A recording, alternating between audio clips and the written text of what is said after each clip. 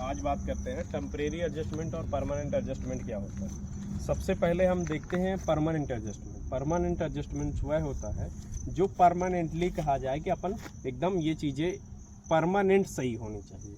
इसके लिए हम क्या करते हैं, सबसे पहले लैब के अंदर इस इंस्ट्रूमेंट के हर एक पार्ट्स को चेक करते हैं।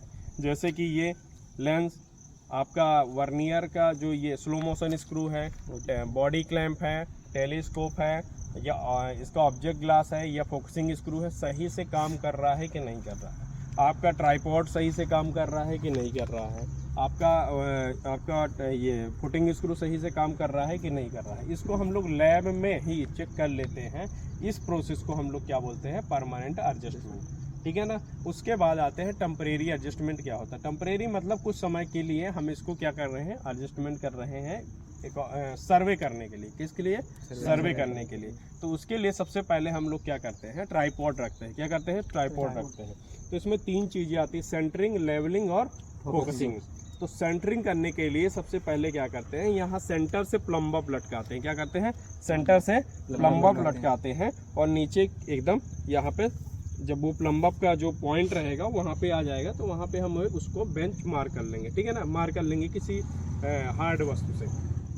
क्लियर है। इसके लिए ये दिया गया है सेंटरिंग करने के लिए। यहाँ पे से क्या होता है, नीचे से जो यहाँ से जो चीज़ें नीचे रखी जाती हैं, यहाँ से दिखती हुई, मतलब इससे कि लाइट के रिफ्लेक्शन के कारण यहाँ से वो चीज़ें दिखेंगे, तो वहाँ उसको हम मार्क कर लेंगे।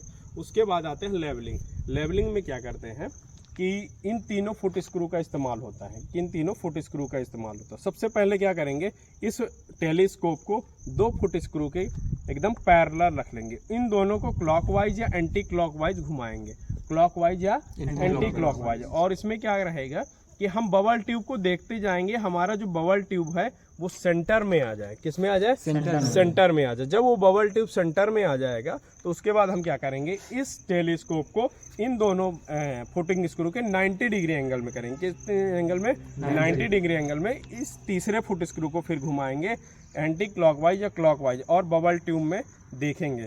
तो अगर हमारा बबल ट्यूब सेंटर में आ गया तो इसका मतलब हमारा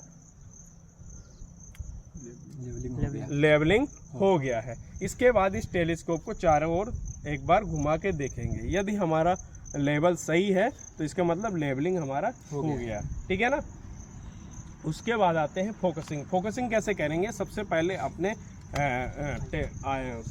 इसमें टेलीस्कोप में आईपीस के थ्रू अपने क्रॉस एयर को चेक करेंगे। उसके लिए वाइट पेपर लगाएंगे सामने। वाइट पेपर लगाने के बाद आईपीस से देखेंगे। आईपीस से देखेंगे आप, वाइट पेपर लगा के क्रॉस हेयर चेक करेंगे। तो क्रॉस हेयर यदि क्लियर हो जाएगा तो उसके बाद फिर हम क्या करेंगे, अपने ऑब्जेक्ट को देखेंगे। किसको देखेंगे? अपने ऑब्जेक्ट को देखेंगे, अपने ऑब्जेक्ट को क्लियर करेंगे। सबसे पहले ये मिनी टेलीस्कोप से करेंगे। मिनी टेलीस्कोप करने के बाद ये फोकसिंग से करेंगे। किससे करेंगे? फोकस स्क्रू से करेंगे।